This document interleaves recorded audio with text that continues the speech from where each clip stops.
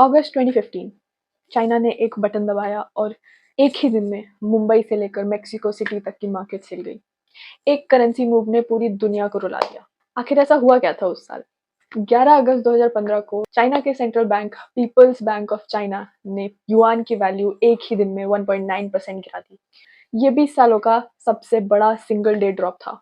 जब चाइना अपनी करेंसी गिराता है तो उसके एक्सपोर्ट सस्ते हो जाते हैं, मतलब चाइनीज माल और भी कम प्राइस पे बिकने लगता है ग्लोबली। इंडिया के लिए ये एक डबल थ्रेट था। पहला, इंडियन रुपीस एक दिन में ऑलमोस्ट ₹1 से गिर गया डॉलर के अगेंस्ट। दूसरा, इंडियन एक्सपोर्ट्स को नया कॉम्पिटिटर मिल गया।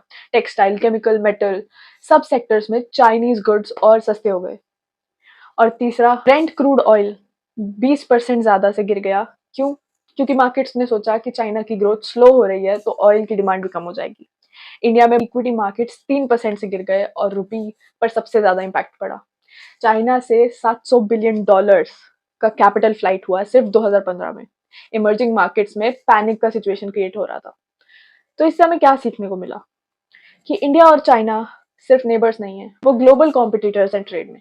इसलिए जब भी बीजिंग कोई बड़ा इकोनॉमिक मूव करे तो ध्यान से देखो कि उसका असर इंडियन इकोनॉमी पे क्या पड़ रहा है, because China is a global power and whenever it takes a step it affects Indian markets and global markets as well. So ये वीडियो अगर जरा भी इंटरेस्टिंग लगी हो तो follow for more such videos.